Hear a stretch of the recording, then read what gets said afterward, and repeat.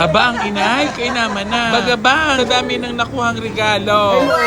Merry Christmas! Ako'y natutuwa sa aking dalawang pinsan, kay Ate Bibong at kay Ate SB, dahil ninagaluhan nila ako ng tsinelas. Kaganda! Tingnan ninyo. Siguro ay nakikitang tubal na lagi ang suot ko mga tsinelas. Kaya ako ay pinadalhan ng bagong tsinelas galing Amerika. Salamat po. Ang problema nga laan din sa ibinigay na tsinelas sa akin ay kahirap suotin. Tingnan ninyo. Kahirap ilakad.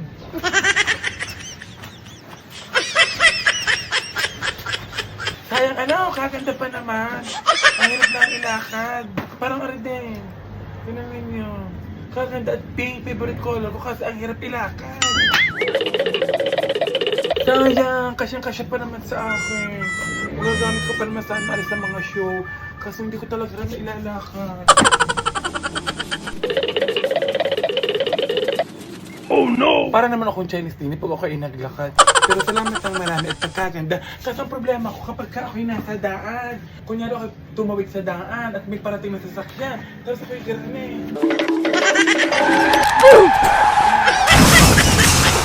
Di ba ako'y naipit?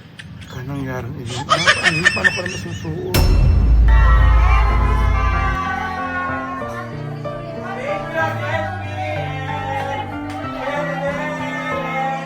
Kuya Peter! Hello everyone! Areho si Josa Poco and welcome to So Ayan Family! Isa ho sa aking pinagpapasalamat sa Panginoong may kapal ay ang pagkakaroon ko ng isang masayang pamilya! Na hindi pa nadating ang special na bisita. Yung malakas na kaya hindi pa binubuksan. Hindi pa nadating ang main character galing America. Magkakaroon kayo ng mga dito. Yes! Opo, you heard it right! May inaantay kaming bisita. Ang nakakaloka ho ay nagpaganda pa, nagpa-parlor ang aming pinsang balikbayan. Nagpapaganda pa daw ang aming bisita. Nagpa-parlor pa. Parang inulit ko lamang ang sinabi ko. Kaya naman na rin aking mga titas ay talaga namang hinihintay ng magkasabay-sabay sa pagkain. Dahil sabi nga ng aming bisita ay mauna na daw kaming kumain. Kaya naman, nilantakan na namin kainin ang mga pagkain dala-dala din namin. Isa sa pasasalamat ko sa aking panalangin ay meron akong isang masayang pamilya na naawa ng Diyos ay nasa maayos na kalagayan, maayos ang buhay at malayo sa karamdaman. Kaya naman, isang masayang salo-salo ang magaganap sa pamilya Suayan din sa Dayapan at ayan na siya!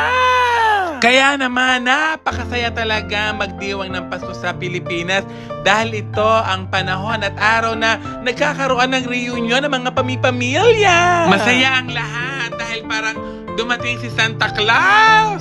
Siya ang magpapapasko at magbibigay ng regalo sa amin ngayong Pasko. Kaya naman tingnan niyo naman ang mga ngiti ng aking mga tiyahin at mga pinsan. Kaya naman Isa ho are sa highlight ng napakasayang pagdiriwang ng aming Kapaskuhan ngayon 2025 dahil bukod sa aking pinsan ay dumating din ang aking pinsan galing Mindanao. Kaya naman tingnan nyo naman, palakpakan kali artista ang dumating. Kaya napakasaya talaga magdiwa ng Kapaskuhan dito sa Pilipinas.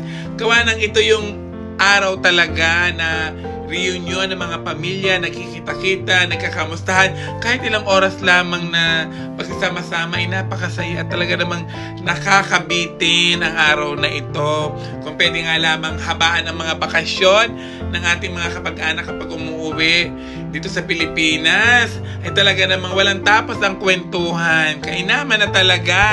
Aba, Diyos ko po, Rudy, ano kaya yung buhat-buhat na iyon? Naki-arena ang kahon ni Santa Claus na ipamumud mo din sa mga taga-Dayapan. Nakakatuwang pagmasdan na tayo ay laging garne. Ano sana naman tayo ay laging garne? Forever kapamilya, forever masaya, forever nagmamahalan. Siyempre, ang buhay talaga ay gayon, hindi naman perfect. Siguro may time din na mga nag-aaway, nagkakatampuhan ng mga pamilya. Pero so far, so good. Maayos naman ang lahat. At ito ang pinagpapasalamat natin sa Panginoon na tayo ay sama-sama, talaga namang mahalan. Dahil pag tayo ay nagbabagay, Diyos ko po, baka mga mahal natin sa buhay na yumao ay bumangon at tayo ikurutin sa ating mga singit-singit. Basta tayo ay lagi lang magtawanan at magkainan.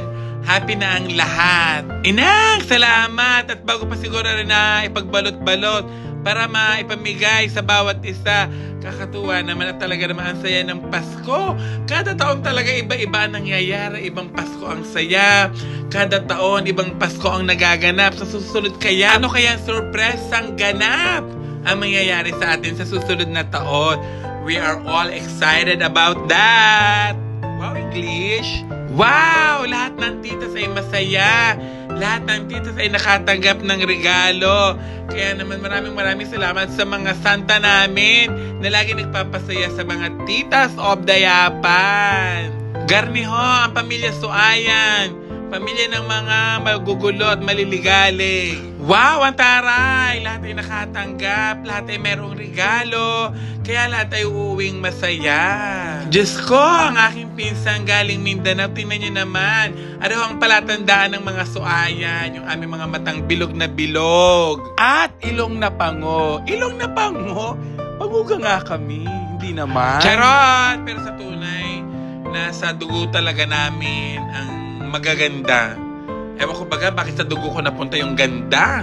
Charot! Bukod nga sa damit, sa mga chocolate, ay may regalo pang cash sa mga bata. Kaya naman masaya mga bata. At syempre may pasalubong din galing Mindanao ang aking pinsan. Kaya ang saya-saya.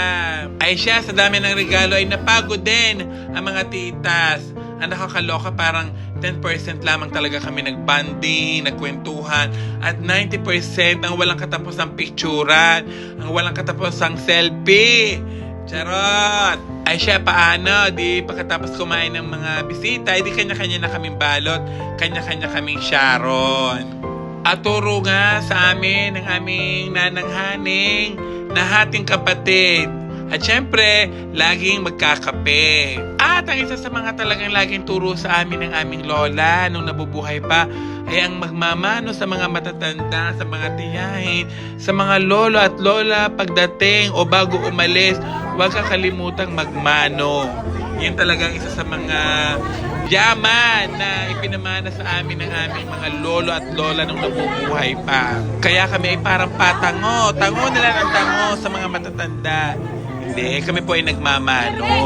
Maraming salamat po ulit sa ating mga kapamilya na naglaan ng oras para maging masaya ang pagdiriwang ng ating Kapaskuhan.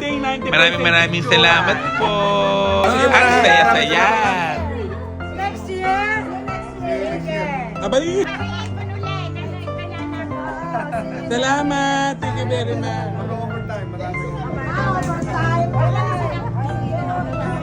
Man.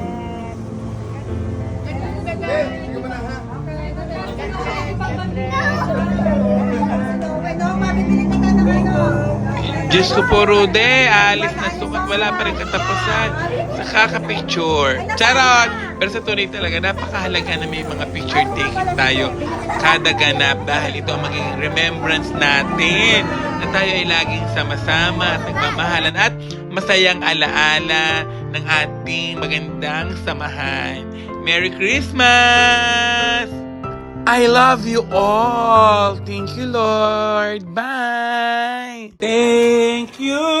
Thank you. Ang babait niya. Thank you. Hindi lamang po kami nakain sa gilid. Ano ang aking pinggaw? Hindi ako makalapit din eh. Ibang haying sa mga mayayamang bisita. Dahil abroad, Amerika, papakainin din eh. Kami mga mahihirap, di nila Di nila talaga sa gilid. Bawat lumapit din ha. Totoo pala yun, kapag reunion ng pamilya, yung mga family, yung mga walang-wala, tagahugas ng pinggan dito sa gilid. Yung mga angat dito, dito pa kapakainin. Yung mga balikbayan galing abroad. Kami mga naan dito, yung mga walang-wala, eh dito ka hugot na ng pinggang. Yung nilabas na. Kahit ang mga hipon. Mga plato. Sa amin, atay lamang dito may hipon. Yung hayin sa amin na pansit, walang hipon. May atay naman, pero hindi nilagyan ng hipon. Ano? Ba't may tissue pa? Wala nga. Kailangan na. Gold pang ano? Kutsara. Gold pang. Samantala, sa akin gumamit ako ng tinidor na UP pa.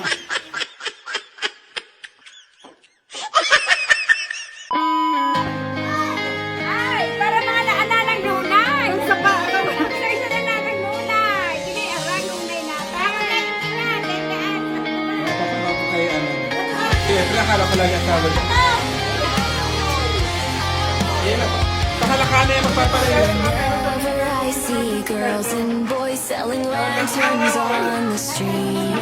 I remember the child in the manger as he sleeps.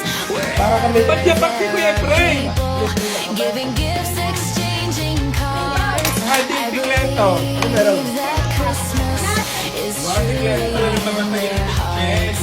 Let's light our Christmas trees for a bright tomorrow. Sabi ko kay klase, parang ibang kain sa amin. Peace and all are one in God. Let's sing Merry Christmas and a Happy Holiday. This season may we never forget the love Kakain kayo. of Jesus. Let him be the one to guide us as another new year starts.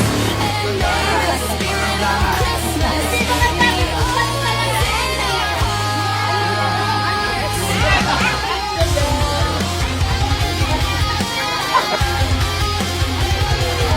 Every prayer and every song, the community unites, celebrating the birth of our Savior Jesus Christ. Let love light that starlight on the first Christmas morn. Lead us back to the manger where Christ the child was born. So come let us rejoice, come and sing a Christmas carol with one big joyful voice. Proclaim the name of the Lord. Ayan. Atin yun o! Let's sing Merry Christmas and a Happy Holiday. This season may we never forget the Akala ko kain ng Paskuhan na pala. Let him be the one to guide us as another new year starts. And may the spirit of Christmas be always in our hearts. Let's sing Merry Christmas and a Happy Holiday. This season may we never forget the love we have for Jesus. Let him be the one to guide us as another new year starts. And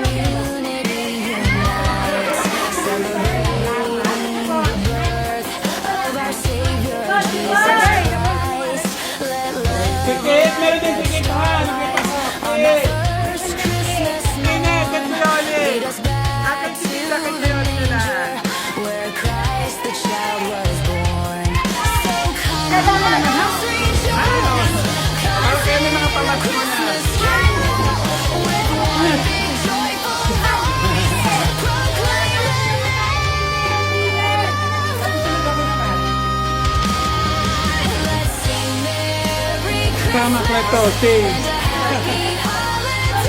One, two,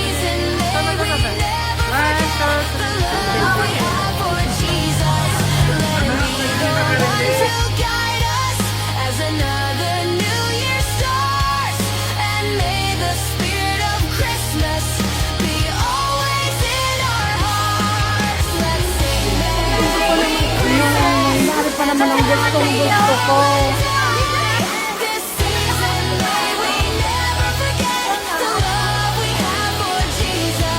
Let him be the one to guide